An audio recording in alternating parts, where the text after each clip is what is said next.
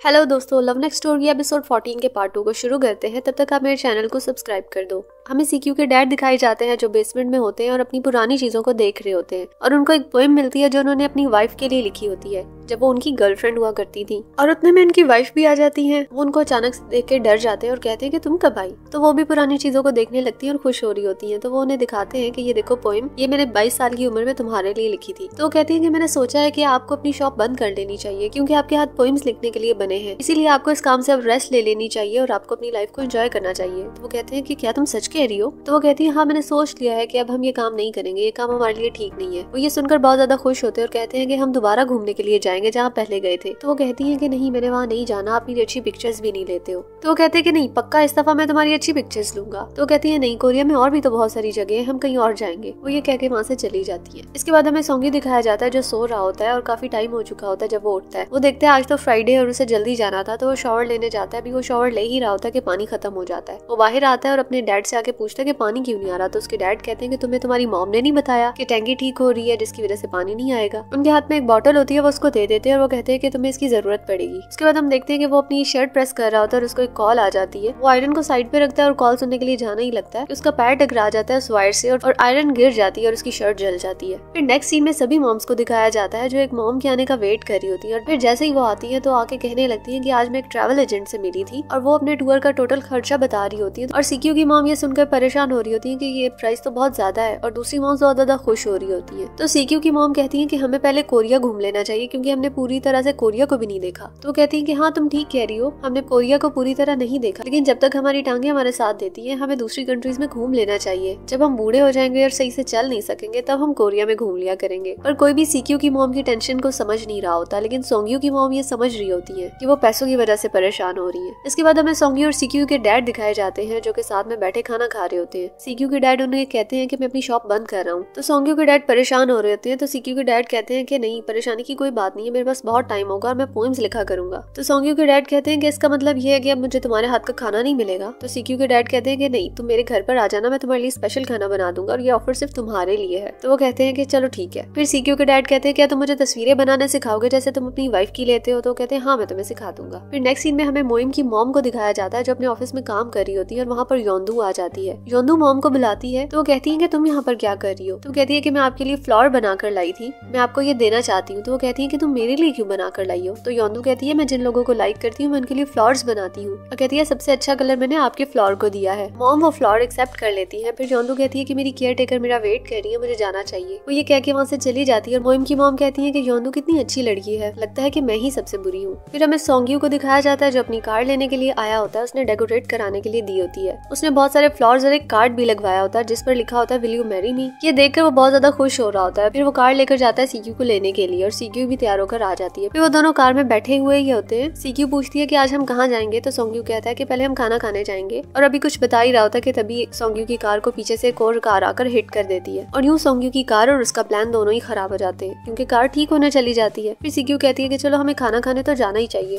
फिर वो दोनों होटल पहुंच जाते हैं और वहाँ जाकर बैठे हुए होते हैं कि सीक्यू कहती है ये होटल तो बहुत मशहूर है, ये इतना खाली क्यों है। तो शेफ सीक्यू की बात सुनकर उसे बताने ही लगता है कि उसे सोंग्यू इशारा करके मना कर देता है तो वो खामोश हो जाता है। फिर शेफ को एक कॉल आती है तो सीक्यू से कहती है आपको कॉल सुन लेनी चाहिए। वो कॉल सुनने के लिए जाता है तो वापस आके बहुत ही खुश हो रहा होता है। तो वो बहुत खुश हो रहा होता है और वापस आकर बताता है कि मेरा बेबी हुआ है, सुबह से मेरी वाइफ हॉस्पिटल में थी तो मुझे एक बेबी गर्ल मिली है। तो सीक्यू कहती है कि आपको अपनी वाइफ के पास जाना चाहिए। सोंग्यू कहता है कि तुम्हें मुझे पहले बता देना चाहिए था। तो वो कहता है नहीं, आपका काम भी बहुत इंपॉर्टेंट था, मैं कैसे आपको मना करता। ये कहकर वो जाने लगता है और फिर वापस आकर सोंग्यू के कान में बताता है कि केक उसने किचन में रखा है, वहाँ से जाकर उठा ले और खुद ही कट कर ले। तो सोंग्यू कहता है ठीक है, मैं कर लूंगा। वो ये कहकर वहाँ से चला जाता है। सीक्यू शेफ के जाने के बाद कहती है कि हमें भी खाना खाने के बाद यहाँ से चले जाना चाहिए। तो सोंग्यू कहता है नहीं, उन्होंने हमारे लिए डेजर्ट भी बनाया है, हमें वो खा के जाना चाहिए, मैं वो खुद ही ले आऊंगा। तो वो कहती है ठीक है। फिर जब वो दोनों खाना खा लेते हैं तो सोंग्यू जाता है केक लेने के लिए जिस पर लिखा होता है विल यू मैरी मी और वो कहता है कि मैं ये मौका जाने नहीं दूंगा, इसको अच्छे तरीके से प्रपोज करूंगा। ये कहकर वो केक उठा लेता है और बाहर आ ही रहा होता है कि उसका पैर फिसलता है और वो गिर जाता है और केक भी साथ में गिर जाता है जो कि पूरी तरह खराब हो चुका होता है। सीक्यू भागी भागी उसके पास आती है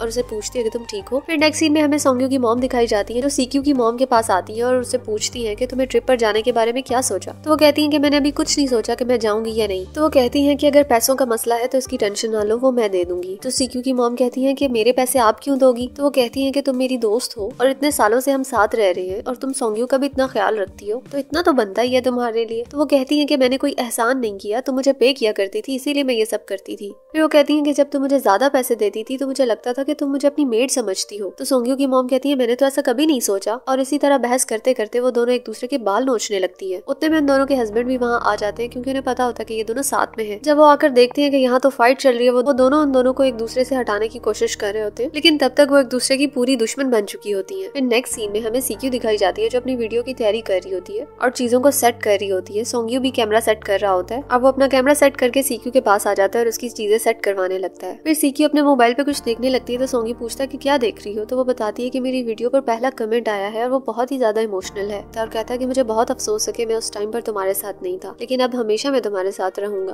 और ये कहने के बाद वो सीक्यू को प्रपोज भी कर लेता है और ब्रेसलेट भी निकाल कर उसे देता है। अब वो मना कर देती है। फिर नेक्स्ट सीन में हमें दिखाया जाता है कि सोंग्यू अपने ऑफिस में बैठा हुआ होता है और वो यही सोच रहा होता है कि उसने मुझे रिजेक्ट क्यों किया। वो मीटिंग में बैठा होता है और उसे कहते हैं कि आपसे कोई मिलने के लिए आया है। वो जाकर देखता है तो डैनहू होता है और डैनहू कहता है कि मैं तुम्हारे लिए इस जगह की पिक्चर्स बनाकर लाया हूँ। और सोंग्यू डैनहू को देखकर उसे सारी बात बता देता है कि सीक्यू ने मुझे रिजेक्ट कर दिया है। अब वो उसे बताता है कि नायोन ने मुझे रिंग देने को कहा था लेकिन मैंने उसको ब्रेसलेट दिया, शायद इसी वजह से उसने मुझे मना कर दिया। तो डैनहू कहता है हाँ हो सकता है, शायद वो भूखी हो, उसे भूख लगी हो और उसने इसलिए रिजेक्ट कर दिया हो। तो सोंग्यू अपना सर पकड़ के बैठ जाता है और कहता है कि वो पहले मुझे उसे खाना खिलाना चाहिए था, ये मैंने क्या कर दिया, अब मुझे क्या करना होगा। और इधर हमें सीक्यू दिखाई जाती है जो सोंग्यू के प्रपोजल के बाद बैठी सोच रही होती है। फिर हमें सीक्यू की मॉम दिखाई जाती है जो अभी तक सोंग्यू की मॉम की बुराइयां कर रही होती है और दूसरी तरफ सोंग्यू की मॉम भी सीक्यू की मॉम की बुराइयां कर रही होती है। और उन दोनों के हस्बैंड बैठ के सुन रहे होते हैं और मैसेजेस पर एक दूसरे से पूछ रहे होते हैं। तो सोंग्यू के डैड मैसेज करते हैं सीक्यू के डैड को और उससे पूछते हैं कि बताओ क्या माहौल है। तो वो बताते हैं कि यहाँ पर माहौल बहुत खराब है। तो सोंग्यू के डैड भी कहते हैं कि यहाँ पर भी ऐसा ही हाल है। तो वो कहते हैं कि हमें कहीं पर बाहर मिलना चाहिए ताकि हम इन दोनों से बच सके। फिर मोइम की मॉम दिखाई जाती है जो घर वापस आ रही होती है। तो मोइम को योंदू और डैनहो के साथ देखती है और वो योंदू के लेसेस बंद कर रही होती है और उसको बंद करना सिखा रही होती है, बिल्कुल उसी तरह जैसे मोइम की मॉम ने उसको बचपन में सिखाए थे। इसके बाद वो तीनों जाने लगते हैं। जब वो घर पहुंचते हैं तो मॉम उनका वेट कर रही होती है और मॉम को देख के डैनहो पूछता है कि मॉम आप कैसी हैं। तो मॉम मोइम से पूछती है कि तुम इतना लेट क्यों आई हो, तुम्हें पता है ना कि हम दोनों ने रात का खाना साथ में खाना होता है और इसीलिए मैंने अभी तक खाना नहीं खाया। फिर वो डैनहो से पूछती है कि तुम क्या खाओगे। फिर उसको वो 2 चॉइसेस देती है तो वो उनमें से एक को चूज कर लेता है। तो मॉम कहती है ठीक है मैं तुम्हारे लिए ऑर्डर कर देती हूँ। फिर वो योंदू से पूछती है कि तुम क्या खाओगी। फिर योंदू भी अपनी फेवरेट चीज बताती है तो उसको उठा लेती है। तो डैनहो कहता है कि मॉम ये बहुत भारी है, आप इसे नहीं उठा सकती, इसको मैं उठा लेता हूँ। तो कहती है कि नहीं इसको मैं उठा लूंगी, ये जरा भी भारी नहीं है, ऐसा लगता है कि तुम इसे खाना भी नहीं खिलाते। फिर वो कहती है कि अब से मैं इसे खाना खिलाऊंगी। ये सब देखकर मॉम को समझ आ रहा होता है कि उसकी मॉम ने डैनहो को एक्सेप्ट कर लिया। फिर वो सब लोग खुशी से अंदर चले जाते हैं। फिर नेक्स्ट सीन में सोंग्यू और सीक्यू के डैड एक रेस्टोरेंट में पहुंच जाते हैं जो कि बंद हो चुका होता है। फिर वो ड्रिंक करने लगते हैं और वो कहते हैं कि हमें खुश नहीं होना चाहिए क्योंकि हमारी वाइफ्स आपस में लड़ी हुई है। और इसी तरह बहुत रात हो चुकी होती है। तो सीक्यू की मॉम देख रही होती है कि उनके हस्बैंड को अब तक घर आ जाना चाहिए। तो वो उनको कॉल करती है और उन्हें पता चलता है कि ये किनके साथ बैठे हुए हैं। तो उन्हें बहुत गुस्सा आता है और वो वहाँ पहुंच जाती है और उतने में सोंग्यू की मॉम भी वहाँ पर आ जाती है। वो दोनों लड़ने लगती हैं और दोनों साथ ही अंदर घुसती हैं और उनको देख के वो दोनों परेशान हो जाते हैं कि ये कहाँ से आ गई। फिर हमें सीक्यू दिखाई जाती है जो छत पर अपने प्लांट्स को देख रही होती है और कुछ सोच रही होती है। तो उतने में से सोंग्यू की कॉल आती है तो उसे पता चलता है कि वो कहीं ड्रंक होकर पड़ा हुआ है और वो वही जगह होती है जहाँ पर वो पहले ही ड्रिंक किया करता था। तो वो उसे लेने पहुंच जाती है। तो वो वहाँ के ऑनर उसे पूछती है कि तुम दोनों आपस में हमेशा क्यों लड़ते रहते हो कि इसे ड्रिंक करनी पड़ती है और ये हमेशा की तरह थोड़ी सी ड्रिंक करके ड्रंक हो जाता है। फिर वो उसको उठाकर एक जगह पर लाकर बिठाती है। तो वो उसे पूछता है कि तुमने मेरा प्रपोजल क्यों रिजेक्ट किया। तो वो कहती है कि जब तुम ड्रंक नहीं होगे हम इस बारे में फिर बात करेंगे। वो फिर भी उससे पूछता है और उसको जवाब नहीं देती। फिर वो कहती है कि अगर तुम खुद उठकर ना चले तो मैं तुम्हें यहीं छोड़ के चली जाऊंगी। तो वो कहता है कि नहीं तुम ऐसा नहीं कर सकती। अब वो उठकर वहाँ से चली जाती है और फिर हमें दिखाया जाता है कि वो उसको वहाँ से उठाकर कहीं और लाई होती है। जब वो जागता है तो वो होश में होता है। फिर उसके साथ आकर बैठता है और उसे कहता है कि मैं ड्रंक नहीं हूँ, अब तुम मुझे बता सकती हो। तो वो कहती है कि अभी जैसा चल रहा है वैसा चलने दो। तो वो कहता है कि क्यों, मैं तुम्हारे साथ रहना चाहता हूँ। तो वो कहती है कि मुझे नहीं पता कि मेरे साथ कब क्या हो जाए और मैं इस तरह तुम्हें छोड़ के नहीं जाना चाहती। तो वो कहता है कि किसी को भी नहीं पता अपनी जिंदगी का कि वो कब खत्म हो जाए। मैं ये तो नहीं कह सकता कि मैं तुम्हें कुछ नहीं होने दूंगा, लेकिन जब तक तुम और मैं हैं मैं हमेशा तुम्हारे साथ रहना चाहता हूँ। तो वो फिर उसे एक्सेप्ट कर लेती है और वो उसको हक कर लेता है। तो वो पूछता है कि क्या सच में तुमने एक्सेप्ट कर लिया है। तो वो कहती है हाँ। फिर वो कहती है कि अगर तुमने वो ब्रेसलेट वापस नहीं किया तो वो मुझे दे देना। और यहाँ पर हमारा ये पार्ट खत्म हो जाता है। मिलते हैं नेक्स्ट पार्ट में। बाय।